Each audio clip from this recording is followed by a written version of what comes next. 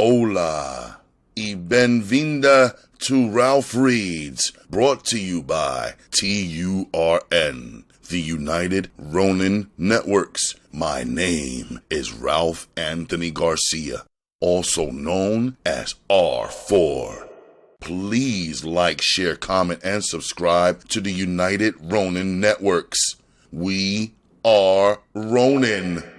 On this edition of Ralph Reads, I present to you the continuation of Mr. Donald Goines' miniseries, Black Gangster. Vamos comenzar el show. Let the reading commence. Chapter 14. The afternoon sun had come out and the autumn day was beginning to take on the glow of Indian summer. People were out on the sidewalk standing around and gossiping, anything to keep them out of the stuffy, smelly flats they called their homes. Ruby drove slowly down the crowded street, watching for the kids darting in and out of traffic. She had to stop and wait until a boy chased a beat-up football across the street. Prince glanced up from a paperback novel he had been reading. He watched the boy pick up the ball almost under the wheels of the Cadillac, then run back and join the crowd of boys who had been watching from the curb. They waited until the cars drove past, then re-entered the street to continue their game. Ruby pulled over and parked beside the curb. "You want me to wait, or would you rather I come back for you later on?" Prince glanced up and down the street. "There's a drugstore down there, baby. You can walk down there and get you a pop or something while you wait on me. It shouldn't take me too long to finish up here, so make sure you hurry up back." He climbed out of the car, then waited until Ruby had got out too before continuing on his way. Prince stopped on the second floor of the apartment house. His knock was quickly answered by someone peeping through a small hole in the door. Quickly, the door opened and Prince stepped into the room. Men were lying all around the apartment, each with a weapon under his armpit in a shoulder holster. Preacher shut the door. "What's happening, baby?" he yelled. "I was beginning to wonder if you was gonna show up." "I started not to show up, man, but the thoughts of all that cash being left alone if I didn't forced me to get off my ass and come on over." He examined the other men. "Hawk, you look like you might be a little nervous," Prince grinned, taking the sting out of his words. "And you too, Boss Game," he said. Boss Game grinned in return. He was tall, with a golden brown complexion. His extreme thinness had once earned him the name of the Shadow, but his success at playing on people had caused his associates to call him Boss Game. "What about Eddie, Prince? You don't think he's a monument of pure nerve, do you?" "I ain't shitting on myself," Eddie exclaimed loudly, his words bringing a roar of laughter from the men. Eddie was the youngest man in the room, just 18, but he had spent 6 years in reform schools, so he was considered reliable. Prince stared at the young brown-skinned man. Out of all the men in the room, Eddie was his main concern. He didn't want him to do anything that would bring more heat down on them than was necessary. Eddie was a good man, he believed, but he might do something that was uncalled for. He glanced over at the two brothers, Ronald and Donald. He wasn't worried about them. They were seasoned stick-up men. Both had been to prison, so it wouldn't be anything new if they got busted. They were both nervous since they were used to working only with each other. If it hadn't been for Prince, neither man would have been there. But since he was jeopardizing his own freedom, they had decided to go along. Prince wasn't fooling himself. He knew if something went wrong, he was as vulnerable as the rest of them, even though he wouldn't be on the scene. "Preacher," he said suddenly, "I want you to use Eddie as the getaway driver." He wasn't going to take a chance on having blood spilled without cause. He could see the effect of his words had on the other men. They seemed to relax a bit. "Fuck that shit, Prince," Eddie said angrily. "I ain't no goddamn driver, and you know it! I ain't never drove no fucking car in my life!" "Listen, punk," Prince said coldly as he grabbed the smaller man by the shoulders. "I got too much riding on this job to have some trigger-happy punk spoil it. I know it wouldn't take much for you to shoot somebody, so I ain't taking no motherfucking chances. If you don't like the idea of keeping the motor running until they come out, you're out of the job. It's as simple as that. Either you go for it, or you don't. Why me, Prince? Eddie cried. I can handle any part of this job as good as any of these guys, man. He was brokenhearted at being left out of the heavy part of the stick-up. That's the reason right there, Prince said. Any of these other guys will be glad to be sitting in the car and getting the same split. But you're looking forward to the job with too much goddamn joy, Eddie. I just can't take the chance, man. If trouble should come up, you just might shoot somebody before you thought about it, baby. Shit, Eddie cursed loudly and kicked the couch. A large rat ran out from under the couch, saw the man in the middle of the floor, hesitated, then scurried along the edge of the wall until he disappeared behind a large chair. Prince stared with horror at the spot where the rat had disappeared. Ever since an incident in his early childhood, the sight of a rat paralyzed him with fear.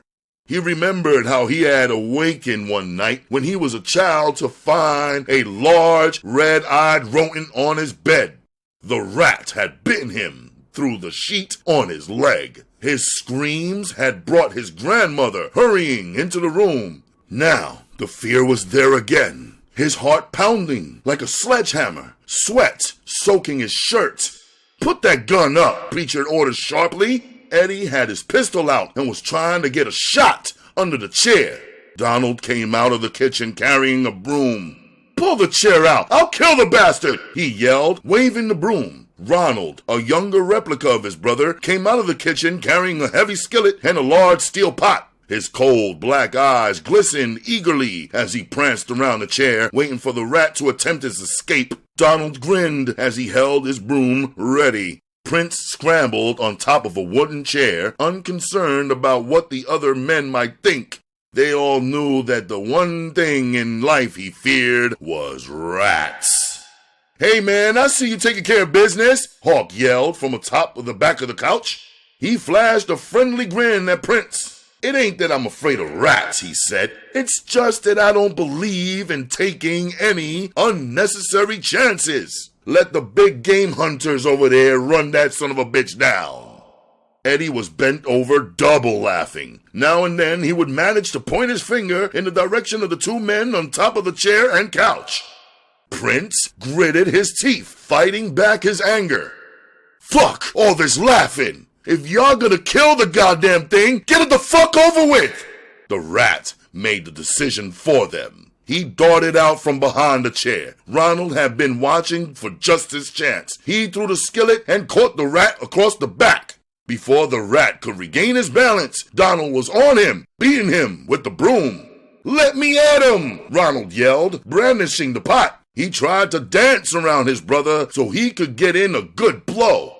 The bastard's back is broke, Donald said, stepping back from the rat. Ronald picked up the skillet and quickly finished the job. Wrap that rat up in some newspaper and toss it out the back window, Preacher ordered. You wash that fucking skillet off good, Ronald. No telling what kind of goddamn germs you done picked up on it. Prince climbed down off his chair. He rolled a stick of reefer from the package Preacher tossed him, then waited until things returned to normal. When the two brothers returned from disposing of their burden, Prince tossed them a stick of reefer apiece.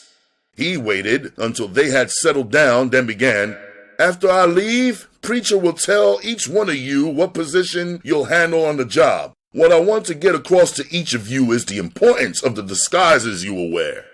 He gestured towards the two brothers. I want both of you to shave off those heavy mustaches you wear. He raised his hand for silence when they started to protest. What's more important, wearing a goddamn mustache or getting away from a robbery with plenty of cash and no witnesses that can identify you? Prince waited until they nodded their heads in agreement. Okay then, after you shave your mustaches off, Preacher will give you some shit that will make you jet black. He stared at the two light brown-skinned men. You shouldn't have any problem getting away with it. Once white folks see a black man, they won't think of anything else. What about me? Hawk asked curiously. Ain't no way to make me white, is there? He grinned. If I get any more darker, man, I'll be able to pass for an ink spot. We got an old man's wig with gray hair in it for you, Hawk. That plus a beard should help you get past the people. Prince grinned at Preacher. Brother Preacher is going to pass as a lady with a pretty red wig. He smiled as the men made a few lewd remarks. You gonna need any help putting your panties on, Preacher? Hawk asked, then laughed uproariously at his own wit. Preacher just grinned at them, then walked Prince to the door. Make sure you're on the case at 3:45, Preacher, Prince instructed him. Everything is going to go off like clockwork. When you finish and change cars, head towards the hideout. I'll get in touch with you out there. When Prince reached the car, it was surrounded by teenage boys. Ruby had the window down and was giving them a tongue lashing. One or two of the boys recognized Prince and stepped back out of his way. Ruby moved from the passenger side of the seat to begin the steering wheel as Prince got in. I see you got a lot of admiring young boys on this block, he said. Maybe I better start watching you from now on whenever we come this way. She laughed lightly as she started the car. Them kids are something else. Ruby glanced at her watch. Where to from here, Daddy? Time's getting real short, woman. I think we better go somewhere and establish us an airtight alibi, because after this shit jumps off, we're going to be very important people in the police department's eyesight. It seems as though you might just have a point there, honey. Where do you suggest we go? Prince studied the problem for a minute. I believe the best place in the world for us right now, baby, is down to the police station with our lawyer. Maybe we might be able to spring little Larry while we're killing time. In Hamtramck, the Polish shoppers were standing around in wonder. Their neighborhood was being invaded by Negroes of every size and shape. Carload after carload of young blacks parked, and the men and women inside jumped out to surround the A&P supermarket. Traffic was congested because of the curious drivers slowing down to look at the pickets. Police cars arrived but had to park back from the crowd because there was no space for them to get closer. The clerks in the market glanced nervously out the window at the milling crowd. Chinaman and Blanca moved through the crowd, keeping down any unnecessary disturbance. As soon as they left the spot, though, it was filled with agitators. The agitators moved through the crowd, building up tension. Wherever they found police, they concentrated on that spot. The police, already short-tempered, were easily aroused to anger. Shouts of "White pigs! White pigs! White pigs!" filled the air. The police moved through the crowd roughly, pushing people aside, swinging their clubs at any who hesitated. The only thing that held them in check was their small number. They waited impatiently for reinforcements to come from neighboring precincts. The signal came from one of the agitators. Now! Now! Now! The shout filled the air. The few policemen caught in the midst of the crowd were turned on with a fury they had never seen before. It was beyond their understanding to find themselves faced with black people who were fighting back. They were so accustomed to cracking heads without fear of being turned on that now that it was happening, they were frozen in fear. It was a different matter when you swung your club at a head to find that head trying to take the club from you. The people in the crowd, who had no knowledge of what was happening, only saw that the police were trying to break up their peaceful demonstration. When they saw a black woman fall under the feet of two white policemen, they moved in a body towards the officers. As more police began to arrive, the agitators began to throw rocks. The rocks broke windows, angered the police, and turned the street into a riot. The fighting was now going up and down the street. Black officers and white stood shoulder to shoulder, trying to turn the tide. Store windows were broken. Firebombs were tossed indiscriminately. The street became a nightmare of chaos as people tried to escape from the police retaliation. Chinaman kept his arm around Blanca as he fought his way out of the crowd. He pushed her into a small dress shop. The woman proprietor stared at them as though they were animals. He glanced back over his shoulder at the riot and shivered. He couldn't understand what had happened. All he could think of was that it was the policeman's fault. His anger almost overcame his reason as he turned around and stared at the woman. "I ain't gonna ask you but once, woman," he snapped. "Which is the quickest way out of here? And I'm talking about the back way, too." She stared at him with fear. Before she could answer, the door opened and two more black men came in, pushing their women in front of them. One of the women was holding a hanky to her bleeding nose. "We ain't got time for games, bitch!" Chinaman yelled at the woman. She trembled at the sound of his voice and managed to point towards the rear of the store. "What about a key? Do we need a key to get out?" Chinaman asked. Before the woman could answer, one of the men snatched her arm and pushed her towards the rear. When they reached the back door, one of the men rushed past her and opened the lock himself. The door opened onto the alley. As the small group stepped out, a police car rushed past. The group broke and ran up the nearest alley. The group broke and ran up the next nearest alley. The only thing they could think of was escape. Behind them, the street was filled with struggling figures. Black men tried to build a protecting wall around their women as they fought their way down the street. Time and time again, police broke through the wall of men who fought courageously with fists and feet against pistols and billy clubs. Fat Daddy and his group finished loading up the guns in the panel truck. When he returned for his last trip into the gun shop, he examined the ropes that the owner was tied with. He loosened them slightly so the man wouldn't have much difficulty getting free. His wife's bonds were still tight, but Fat Daddy ignored them, surrendering to his greed and tapping the cash register on the way out of the store. Before the small truck had gotten out of the neighborhood, the proprietor of the gun shop had gotten loose and made a hurried call to the police station before even bothering to untie his wife.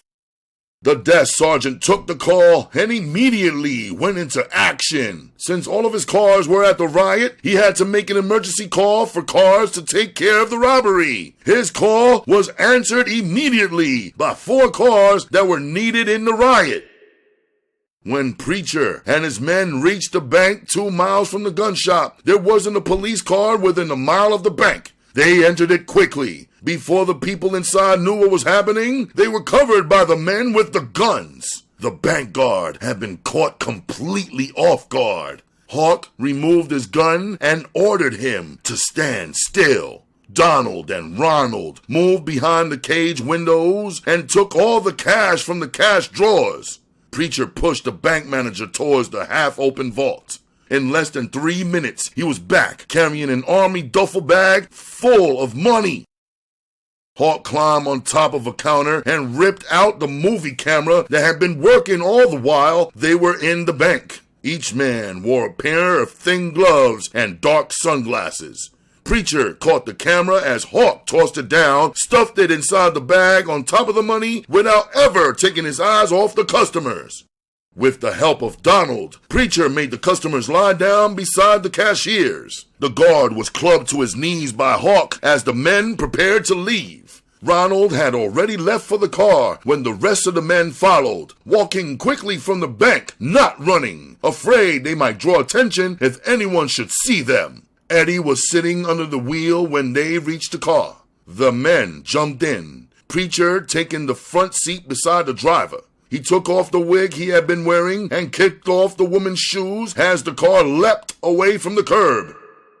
"Take it easy," he cautioned Eddie. "We got everything going in our favor, so just be cool. It couldn't have been no sweeter if Prince had been in charge," he gloated happily. The other man began to relax now that the ordeal was over. The tension was beginning to disappear. Ronald and Donald began to wipe the makeup off their faces, while Hawk came out of his wig and beard. Ronald took another wipe at his face with the wet rag Eddie had given him. "Am I got most of this shit off?" he asked loudly. "Don't worry about it," Preacher said. "In another block, we're going to start changing cars, so you'll have plenty of time to take all your war paint off." "Man, oh man," Eddie exclaimed excitedly. "Is all that cash really unmarked? We ain't got nothing but the smaller bills. All that big shit we would have had trouble getting rid of, we left alone," Preacher answered. "Ronald," he added a moment later, "that Buick up there, that's the first car you guys change in." He glanced over his shoulder. "Hawk, you stay with me. The rest of you take that piece and head for the hideout. We'll be there in a few minutes as soon as we reach the other car." Chapter 15. The office of Captain Mahoney was a scene of bedlam. The detectives were in an uproar. Reports on what had happened that afternoon were still coming in. "Damn it, Morales," Lieutenant Gazier swore. "If we release that punk, the whole city will blow up in our faces." Lieutenant Morales ignored his partner and spoke to the other two men in the office. "Gentlemen, I have to disagree with you. I believe that the killing of that homosexual last week is definitely tied up with the other killings that have plagued the city lately." "Lieutenant Morales," one of the federal men began, "you have misunderstood us. We will definitely give you all the cooperation we possibly can, but under the circumstances, my partner and I will have to concentrate on the apprehension of the men who had held up that bank today." He glanced at his partner, then continued, "I, for one, can't see offhand how this would tie in with the rest of your problems. It's possible, true, but I just don't believe that any young group in the city would or could control what happened out there today." Captain Mahoney stood up behind his desk, a piece of paper in his hand. "I don't know, Morales, if you are correct or not, but from my report, Ronin was followed to the airport this morning where he and his woman boarded a plane for Chicago." He held up his hand so he wouldn't be interrupted. "The same man that followed him out there followed Prince and his woman back to the city. Now, in regards to Prince, he was downstairs all afternoon working on the release of Larry with his lawyer. So whatever happened this afternoon, he had an airtight alibi. Since Ronin was probably still in Chicago, he has an airtight alibi too. Now, as far as I'm concerned, that's the two big men in this gang, and it's just a little beyond my imagination to believe they wouldn't be needed on an operation like the one that went off today." Morales tilted his chair back. "Well, there is one thing you can't ignore. That's facts. Just plain, ordinary facts. First, what most of y'all fail to realize is that the organization that caused that riot is the brainchild of none other than our boy Prince. Now, the rest of this crap that happened, you can take from there. The gun shop was hit at just the right time. When the only available police cars in the vicinity answered the call, the bank was hit." He stared around at the listening officers. "Timing, not luck, gentlemen. Timing. We didn't have a car within 8 blocks of that place during the holdup. Now, do you really want me to believe that what happened was just pure luck?" The taller of the two federal men cleared his throat.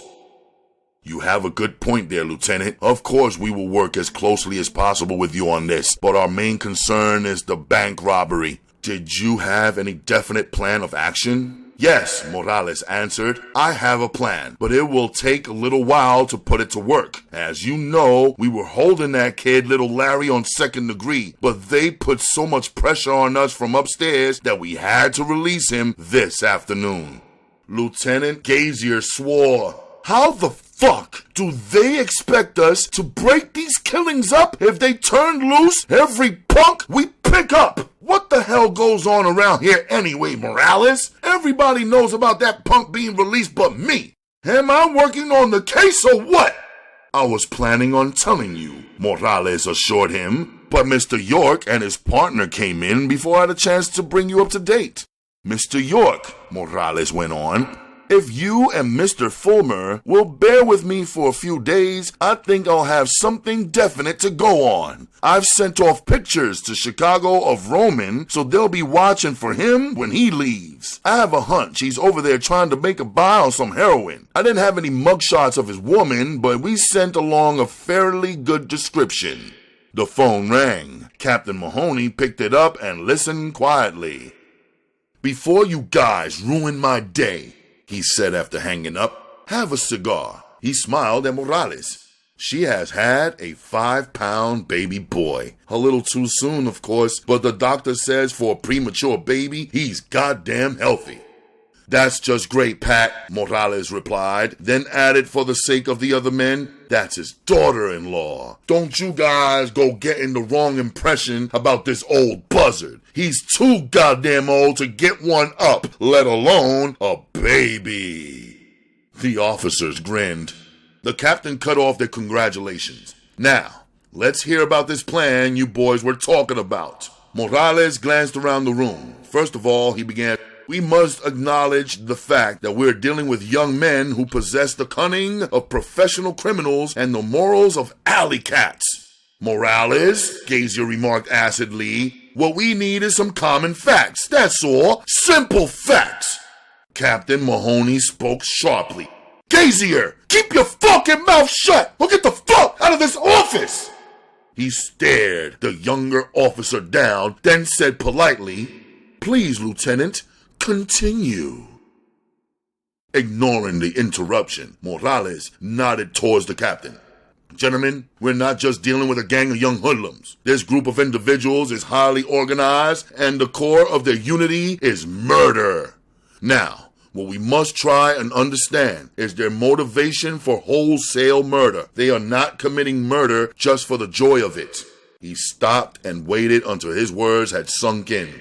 "This trouble has gone far beyond what the average delinquency should be. This trouble that we have today is our problem. I don't want to preach, but we must face the truth. We must do something about the slums. There is no doubt in my mind, gentlemen, that if we don't, this problem will keep coming back again and again. The overcrowded tenements, playgrounds, pool rooms, they breed violence, crime, and prostitution. I know this seems to be getting away from the point, gentlemen, but please bear with me a minute." He hesitated briefly, then launched into a subject dear to him. "The playgrounds that are overcrowded are the cause of kids joining gangs.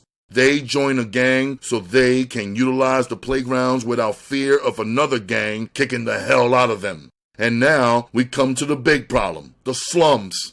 The ghettos are the place where corruption is born. Mexicans, Negroes, Italians, Puerto Ricans, and other minority groups are stuck down here in these cesspools with no way out. These ethnic groups have to join together for protection, thus the beginnings of organized crime. If some of these people could only live where they can afford to live, their children would grow up in an environment that will push them towards something constructive in life instead of towards something detrimental." "All of that may be true, Lieutenant," Captain Mahoney said, "but do you think that has any bearing on this case?" Morales smiled slowly. "Gentlemen, I apologize to you for getting carried away. I'll try to stick to the facts from now on. Out of all the neighborhoods I visit, there's not much being said except that the leaders of the gangs have gone into hiding somewhere. Since little Larry has been released, I honestly believe this will give the gang leaders courage, and they will crawl out of their holes. Another thing I've learned from the informers is that there's a slight drug shortage. That's one of the reasons Ronin went to Chicago to make a buy. If that's so, we may have a case against him when the Chicago police pick him up." Federal Agent York spoke up. "If you think they're trying to transport drugs, we can step into the picture, Lieutenant. We'll notify our office in Chicago to be on the lookout for this couple too." "Good," Morales said. "Now, even though I don't have much of a plan, if the captain will give us the okay, we can put it into operation." "If it sounds good, Morales, you know you can get the green light," Mahoney replied. "I want you to call the heat off, Captain," Morales said. "I want these punks to start feeling secure. I'll give these punks a feeling of security, all right, Mahoney answered hotly. I'll run them into their rat holes and keep so much heat on them that their smell will draw us to them. That's just the point, Morales replied. When you run a rat into his hole, you seldom see him again unless you know where his hole is. At present, we don't have the slightest idea where our killer rats are hiding. Do you really believe that taking the heat off will do any good?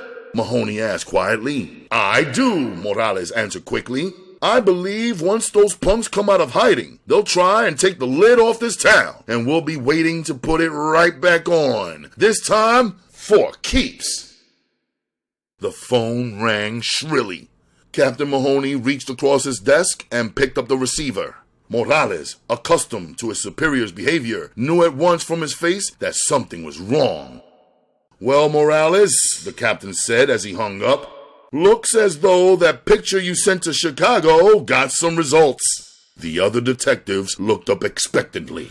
It seems that, from the picture you sent over, Morales, that they were able to identify the body of a male black man who was burnt up this morning at a motel. The woman with him was not identified. We can only assume it was Roman's girlfriend. How? Morales asked in a shocked voice. How the hell can they be sure if the bodies were burned?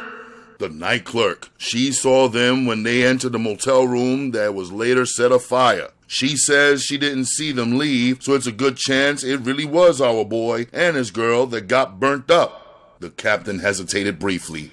There's no doubt in their minds about this fire. It was cold-blooded murder. Parts of a rope and other evidence clearly reveal that the couple were tied down to the bed and set on fire. The detectives shook their heads over the brutality of the crime. They were used to violence, but this was an extreme case. Agent York spoke up.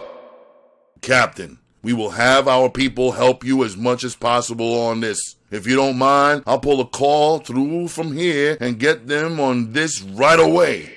He waited until Mahoney nodded, then picked up the telephone.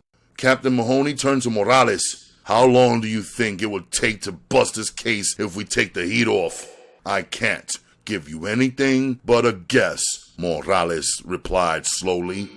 If we get any breaks, though, I believe we can start pulling punks in off the streets with good cases against them in less than 3 weeks. All right then, Mahoney answered. You got your 3 weeks before I put the heat back on. But if I have to put it back on, hell will be cooler than what it's going to be around here. Earlier in the afternoon, across the street, little Larry had gotten a surprise. He was lying on his cot in the county jail when the turkey called his name. He had been told, "Bag and baggage." A little later, Larry found himself outside the jail, still not believing it was all true. A shrill voice called him from across the street. Glancing up, he saw the attorney and Tara's note sold, threading his way through the passing cars. In a moment, the lawyer had joined him on the sidewalk. "Here, Larry," he said, pushing a piece of paper into his hand. "Take a cab to this corner and wait. Someone will pick you up as soon as possible." Before Larry could nod his head, the lawyer had pushed him into a waiting cab and closed the door. Larry quickly read the note. "Drop me off at Mitch and the Boulevard," he directed the cab driver. In less than 10 minutes, he was at his destination. Larry pushed $1 across the seat and got out, ignoring his change. Before the cab could turn the corner, a new snow-white Cadillac pulled out of an alley and stopped in front of him. Frenchie, sitting behind the steering wheel, had her long black hair combed to one side. It fell provocatively across her left shoulder. Larry glanced at her thin, pretty face before examining her body. "I'm really getting the royal treatment," he said to himself. He was well aware of Frenchie, but he wondered if she had ever realized he even existed. She was one of the big girls in the club. She never messed around with anyone who wasn't one of the big boys. She had a soft, dark bronze complexion and thin but well-proportioned legs. She had the look of the models in Ebony or Black America, that detached, expensive look. "Well, Larry, are you going to get in or stay out there staring?" Her voice was husky, its undertone sophisticated yet sexually arousing. Larry opened the car door and slid in beside her. How do you know who I was? Well, honey, she began, I don't think there's another person in the city wearing one of those ruler outfits right now. Larry glanced down at his uniform. You mean to say the fuzz done put on so much heat that the fellows are scared to wear their outfits? Heat ain't the word, baby, she replied. The fuzz have gone stone mad. That's bullshit, Larry retorted. It ain't so goddamn hot that Prince couldn't spring me, and them fucking pigs were really trying to stick a big one in me. Frenchie shrugged her shoulders and fell silent. She turned the corner and passed a railroad depot, then entered the beginning of the West Side slums. Prince told me to make sure you get seen before I take you out to the hideout, Larry. What am I, some kind of freak that has to be displayed before the public?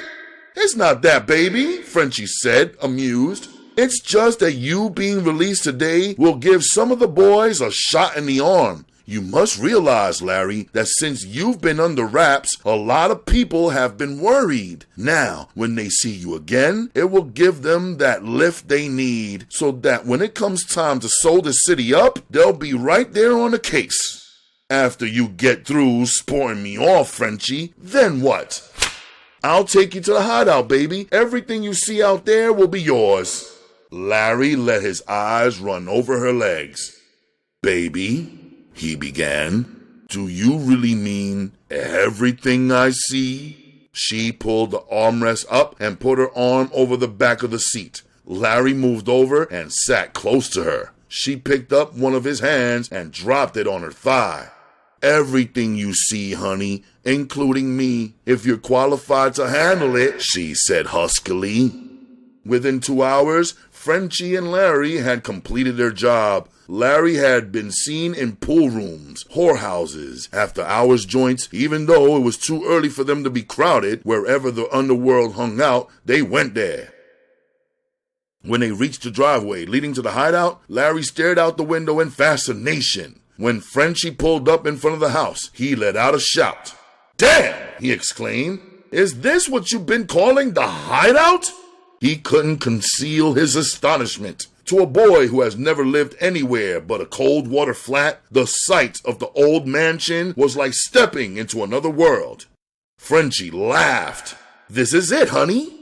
Larry stared at the couple sprawled on the lawn and by the swimming pool. Before he could make up his mind to get out of the car, Prince and Ruby were at the door. Hi, baby, Ruby called. Welcome to our summer resort. Yeah, Larry replied, grinning. I guess you do come out here to relax when it gets too hot in the city. The kids gathering around the car broke out in laughter when they heard Larry's retort. Prince grabbed Larry's arm as he got out of the car, and they went up the path arm in arm. Damn, Prince, he said quietly. I don't know how you worked it, but it sure was beautiful. Don't worry about it, Larry. Anybody who works for me should know I'm in his corner all the way. Whenever they're as cool as you, they know they ain't got nothing to worry about. As long as they keep their motherfucking mouths closed like you did. Larry replied quickly. That's your least worry, Prince. When it comes to me, even I get a bite out of it. I ain't worried about you, kid, Prince answered, slapping him on the back. No, baby boy, I sure ain't worried. Just keep on carrying yourself like that, Larry. Before Larry could answer, a shout of welcome went up for him from a group on the recreation porch.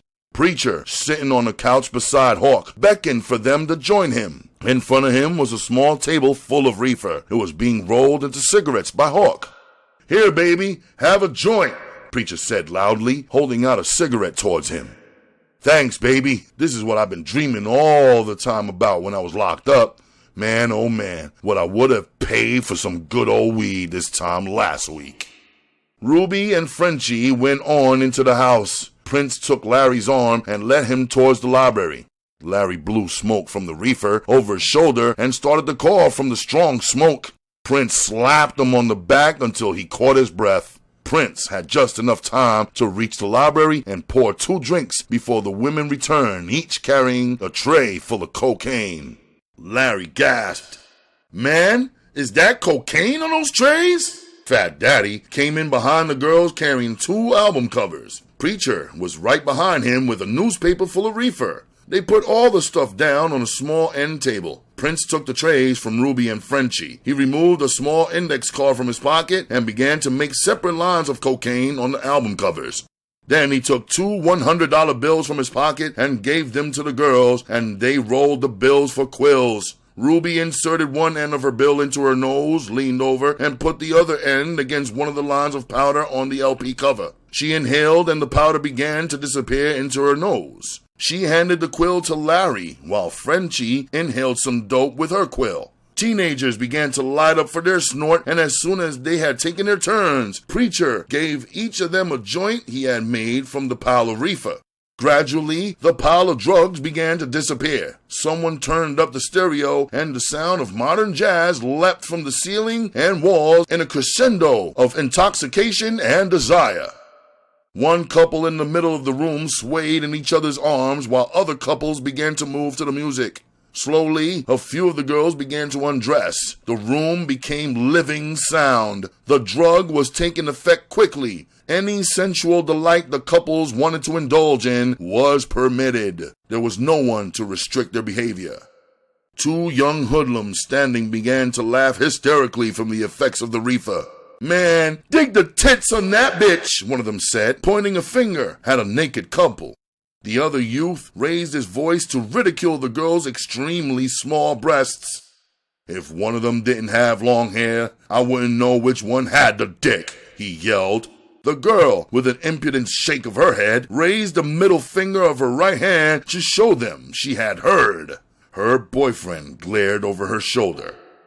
Another couple, too high to care, had moved the balls off the pool table in the corner and were beginning their own private affair as if they were in a feather bed. Yet another couple, seeking a little privacy, had crawled under the table to copulate. Larry and Frenchie, wrapped in each other's arms, lay on the floor with their backs against the couch. Prince glanced at all the squirming bodies all over the floor. "Preacher, you and Hawk round up Donald and Ronald. I'll meet you upstairs in my bedroom." He stared around until he found Eddie, then moved over and tapped the younger man on the leg. "Come on, Eddie. We got some business to finish. Now!" he ordered sharply as Eddie turned back to his girl. "You can catch up with her later on." Prince turned his back and walked away as Eddie climbed to his feet and zipped up his pants. As Ruby followed the small group of men from the room, Eddie stopped to take his anger out on her. "I didn't hear him tell you to come along," he said quietly, so that no one but her heard his words. Ruby stopped and glared at him. "You didn't hear him say that I couldn't either, did you?" she asked sharply, closing the door behind them. Preacher, the 2 brothers in tow, joined the small crowd going up the stairs. "Ruby," Prince said as they entered the bedroom, "fix the boys something to drink. We'll probably be here for a minute, so they might as well be comfortable." She stopped and switched on the light, then opened up the drapes. She hesitated a moment to admire the beauty of the early evening. It was just dusk dark, and the sky was still starless. The king-size bed had a huge hump in the middle of it. Prince pulled back the covers, and the hump became a pile of money. "We got $95,000 there," Prince said loudly. He waited, sure of everyone's attention. "Not bad for an afternoon of work, was it?" He grinned at his men. "In each small pile, there's $10,000. Each of you take one." It was in order. He stepped back from the bed and waited until each man had picked up his bundle. Eddie was the first to complain. "Goddamn, Prince," he began. "You mean to say that's all we're going to get? We did all the work. Now you're going to take all the money?" Prince met his stare without batting an eye. "I ain't taking all the money, fool," he replied sharply.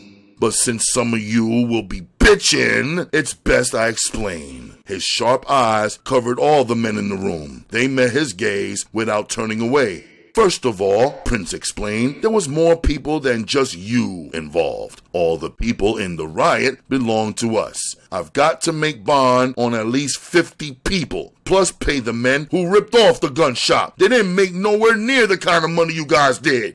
In fact, they didn't make any money at all.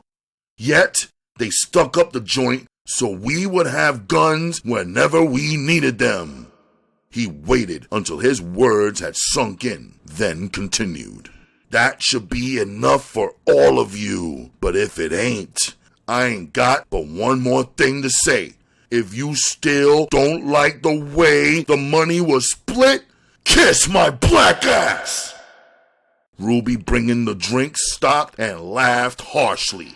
My, just listen to Daddy. What y'all done, preacher? It ain't too often that I hear my old man inviting you mule-headed bastards to do such things. She set down the tray of drinks and from under it pulled out a pistol. Without pointing it in anyone in particular, she made her point clear. I don't understand why any of you are complaining. You got more money than you've ever seen, yet you want more. She gave the pistol to Prince. He stuck the gun in his belt. All the money on the bed is spent, except what you guys made out of it. The rest is going back into this organization. Lawyer fees, bond money to put up later on. I ain't gonna make a slug out of it, yet I planned the whole fucking thing. We hadn't thought about it that way, Preacher answered, speaking for the group. At least I hadn't. The two brothers nodded their heads, while Eddie managed sullenly to show that he was in agreement. I ain't said nothing about the split from the bell, Prince, Hawk stated. However you handle it, man, it's cool with me. I know you ain't gonna fuck over me for no reason at all. Prince relaxed a bit. I owe you an apology, Hawk, and the rest of you too. Prince picked up a drink, then glanced at his men closely. It's going to be kind of tight for a few of you. I know you'll probably want to get away from here and spend some of that cash, but it ain't going to work like that. I want you to hang out here for a few weeks. We'll try and let the heat cool off. Preacher, I'll have to have you back downtown to help me take care of a little business, but the rest of you can make yourselves at home. It won't be for a few weeks. Then you can go wherever you want. That's cool with me, Hawk said quickly. I ain't got no place to go. With all this ass running around here, this is about the hippest thing going anyway. Prince waited until all of them had agreed to stay around. Preacher, I want to talk to you about some important business in your neighborhood. You and Ruby stick around. The rest of you can go on back downstairs and start having big fun again. We'll be down in a little while. He waited until the door had closed behind the last of them, then turned to Preacher.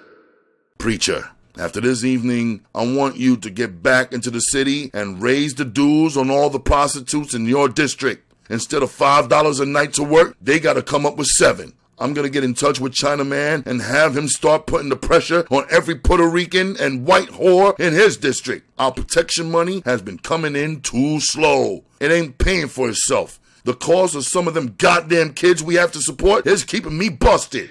Preacher listened to him quietly, not surprised. We've been having a little problem with the black cougars in our neighborhood, Prince. They've been trying to stop the prostitutes from working out on the streets. It's a rumor out there that they're going to start trying to close down the dope houses in all the black neighborhoods. Prince laughed. If things get any worse, they won't have to close them down. I'll do it for them. I ain't been able to keep half of our dope houses supplied. What about that nigga Fox? Ruby asked curiously. I thought he was supposed to raise so much hell when he got out of prison. He's home now, and he sure ain't keeping my girls up with enough dope to take care of no city. Prince shook his head. It ain't his fault, honey. The man ain't never had any reason to handle so much stuff before. You know, we buy a lot of poison in the run of 1 week. He's trying to fix up a new connection now that might be able to handle our problem. What about these black cougars, man? You ain't worried about them closing up none of our joints? Preacher asked stubbornly. Prince made a familiar gesture of impatience. His hand cut down with a swift chopping motion. His eyes glittered dangerously. Nobody, and I mean nobody, he said coldly, is going to close down our places unless it's the man. And then we're going to open up another one around the corner. Chapter 16. The outer office of the storefront headquarters of the Black Cougars was decorated with posters of black revolutionaries. A large poster of Chairman Mao adorned the wall just over the entrance of the inner office. Inside, 3 dedicated young black men watched Chinaman as he paced back and forth. Blanca sat on a couch by herself, watching her man closely. What had just been revealed to him would have far-reaching repercussions. "Son of a bitch and dirty bastard," Chinaman cursed. "You mean all those people were just used so that Prince could rip off them joints?" He asked the question to no one in particular. It was the rambling of a man who had been hurt by someone close. He was hurt, yet he still searched for an excuse for his friend. His eyes were full of unconcealed pain.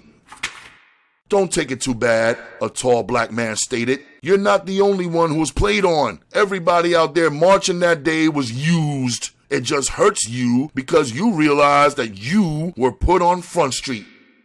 Chinaman stared up at the 6'6" giant. "I don't want to believe it's true even now. It's not bothering me that I was the one out on Front Street. What really hurts is that so many of the kids out there believed in us. They put their faith in me, then ended up being crossed." He dropped his head, looked away for a moment, then turned back. "Mr. Yates, do you think there's any way for me to regain the confidence of those people?" The huge, dark-skinned Mr. Yates smiled reassuringly, with a tenderness surprising for a man his size. "Most of the people who were caught up in that madness don't realize it was all planned. The only reason we know about it is that one of our men happened to be in the crowd of agitators. He likes it when it's hot, so he went along just to get in a few licks at the pigs. I wouldn't have minded being up on that myself," one of the other Cougar members said. "It's not every day that we get a chance to knock a few heads without worrying about reprisals." "I'll go along with that 100%, brother," added a third Cougar present in the room. "You see," Yates asked, pointing at the others, "both of my devoted brothers are ready to go on the warpath. Any other time, Mr. Davis and Mr. Williams would both be preaching patience." Both men laughed good-naturedly. Yates continued, "You have nothing to worry about on that point, Chinaman. In fact, we would like to see you continue with the work you began. From what our source has told us about you, plus what we have been able to learn for ourselves, we believe you're completely dedicated to working for the freedom of all men of color." He waited until Chinaman had nodded in agreement, then spoke softly.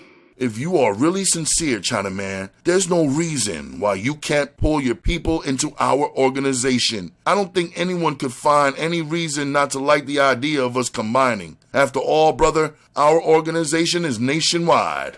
Chinaman shivered visibly. "Ain't no sense in me fooling you, brother. Prince ain't gonna like that idea at all." His eyes searched out Blanca on the couch. He could tell that the idea of trying to put Prince out of the organization had shaken her up as well. Mr. Yates had noticed her shock. "We realize that Prince could be a problem for you, but we have taken it on ourselves to handle this responsibility. If you will give us your word on this matter, we will take it from here." He hesitated briefly, then walked over and opened the door to the outer office. He glanced out and beckoned to the young woman sitting on the bench. Ruby threw down the magazine she had been trying to read for the past 10 minutes. She twisted around on the bench and stared angrily at the young man sitting behind a scarred desk. She wished Prince had accompanied her to this meeting. When the huge black man beckoned to her, she was already highly irritated. She marched into the inner office, swinging her pocketbook by the strap. When Chinaman looked up and saw Ruby come storming in, he had to sit down on the couch to stop his legs from trembling. The other men stared at her in open admiration. Mr. Yates bit his lip. He had heard about how beautiful she was, but this was the first time he had ever seen her. Ruby stared at Chinaman and Blanca with anger. "Does Prince know you're here?" she asked sharply. She didn't bother to wait for an answer. She stared up into the face of Mr. Yates. "Prince was busy," she said coldly. "He said to tell you if you had anything to say to send a message by me." "I would have rather taken up my business with Prince," Yates began. "In fact, I don't know if we can really get anything handled without him being here." "Either you take it up with me or you don't take it up at all," Ruby said flatly. Davis spoke up, stung by her words. "Tell the sister what the real deal is, Bobby," he said, speaking to Yates. Bobby Yates hesitated, then beckoned towards Chinaman and his woman. We have just been enlightening these people on how your man used them to start that riot so his men could take off that bank and that gun shop. Ruby tried not to reveal her surprise. As far as she knew, no one knew about the robbery except the people who were up on it. So you say, she replied slowly, you don't really have anything to prove that. Bobby shrugged his huge shoulders. It doesn't take proof in this case, sister. We are up on what happened, and so is the brother and his lady. Regaining his composure, Chinaman spoke up. We realize we've been played on, Ruby, so it ain't no reason for you to try and deny it. As of today, we're pulling out of everything Prince has a hand in, plus taking as many members of the new club as we can pull. After we get through pulling their coats to what went down, there won't be enough people left for you to waste your time on. Anger blazed in Ruby's eyes. She spoke without thinking. What you better realize, Chinaman, and you too, Blanca, is that Ronin and his woman were found in a motel in Chicago, burnt to death. Her words had an immediate effect on Blanca. Her eyes grew large as she clutched frantically at Chinaman's arm. She put her face against his chest and muttered over and over again, I told you! I told you! I told you! Chinaman held her in his arms and glared at Ruby. Bitch! He began. Bobby Yates cut him off. His eyes were flashing dangerously as he whirled on Ruby. Sister, he began, we would like to avoid all trouble if at all possible, but we won't go out of our way to step around it. Now, what I want you to do is to inform Prince that Chinaman and his lady are both completely under my personal responsibility.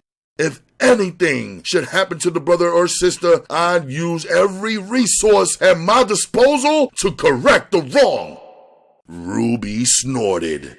Your name ain't Jesus by any chance, is it? She asked sarcastically. If I were you, I'd remember your ass ain't made out of stone either. Yates stared down at her with a deep hurt in his eyes. At first, the sister had filled him with pride. To see such a lovely black woman come marching into the room with her head back and eyes flashing had made him smile. But after a while, he realized that she embodied something unspeakably evil and vile. Suddenly, he knew that he was facing the most dangerous woman he had ever met. Sister, he said slowly, I'm aware something could happen to me any day. If not from your group of people, the white pigs might decide to get rid of me. But that is not important. His voice rose, filled with pride. For every one of us black brothers that falls, you will find 3 more ready to take his place. He waved his hand at the 2 men standing behind him. If I should fall, these 2 would quickly take over. If they should fall, we have others. As soon as you leave, I'm calling our headquarters in Los Angeles, sister, and tell them just what's happening out here. Our organization is nationwide, in every large city and many smaller ones. So it's more than just me or my few members you'll have to deal with if something happens to this couple. He waited until he was sure she understood, then added, I hope you explain this to Prince. And while you're at it, tell him he has more to worry about than Chinaman. We are starting a program of wiping out all the dope in black neighborhoods. I'd rather Prince would just quit backing the dope in our ghettos, but if he doesn't, we will personally put his dealers out of commission. Ruby threw him a withering look. I'd say your best bet was to get on that phone and call those other people, because if you start stepping on Prince's toes, I'm sure he won't waste any time getting you off. She turned on her heel and stalked out of the room. Well, Chinaman began, it's all left up to Prince. I don't know how he'll take this, but I'm sure he'll give it a hell of a lot more thought than what Ruby would. She's ready now to start fighting in the streets. When Ruby arrived back at the 20 Grand Motel, Prince was just getting out of bed.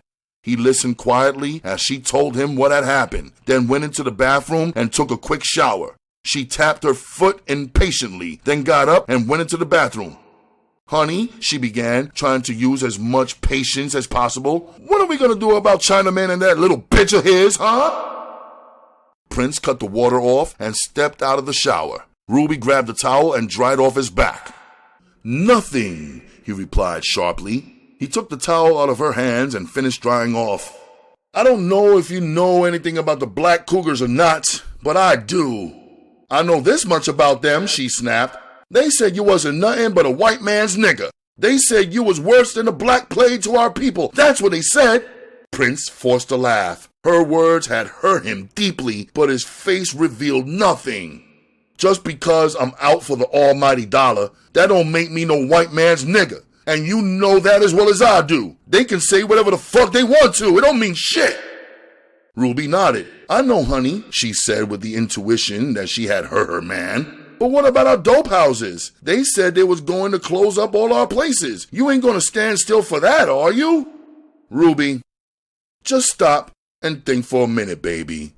The police ain't able to close up our dope houses, so what makes you think the Cougars might be able to do it? They don't have half the people the police got, so why worry? All we got to do is wait and keep getting money, that's all. This little shit you're worried about will blow over sooner or later."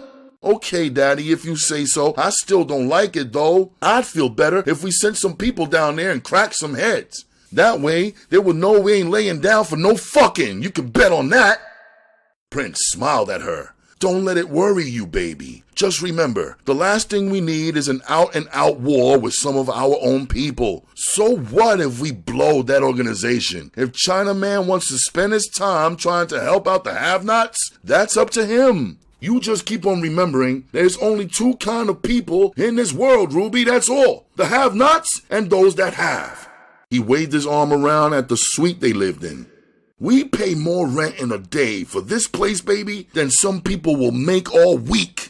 It speaks for itself. You don't see no goddamn roaches running all over these walls, do you?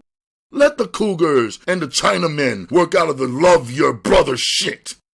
We're gonna continue to work out of that love that green shit, baby. Can you dig it?" She smiled at his words, and some of the worry left her face. Slowly, she moved into his arms, enjoying the feel of his muscles tightening around her. As he kissed her on the neck and shoulders, she squirmed in his arms, then pressed her body tightly against his, feeling his manhood pushing against her thigh. They fell over on the king-size bed and lost their anxiety in each other's arms. We have reached the ending of this portion of the Donald Goines miniseries on Ralph Reads. I would like, or rather love, to thank my queens and kings, fellow royalty, for stopping by. You could connect with me on Facebook, Ralph Anthony Garcia, Twitter, Instagram, and Periscope at RGMC2407. Send me an email to rgmc2407@gmail.com, where if you would like to leave a small donation, please use the Zelle app or paypal.me/RGMC2407 or the Cash app. My cash tag is RGMC2407. You can also find me on my other channel, RGMC, Ralph Garcia, Master of Ceremonies, and right here on the United Ronin Networks. We are Ronin. Fellow royalty, pick up a good book, read a good story, and set your good self free. I appreciate you, and I love you like cooked food. I will see you fellow sexy people on the continuation of the Donald Goines miniseries on Ralph Reads. Obrigada por vir e boa noite.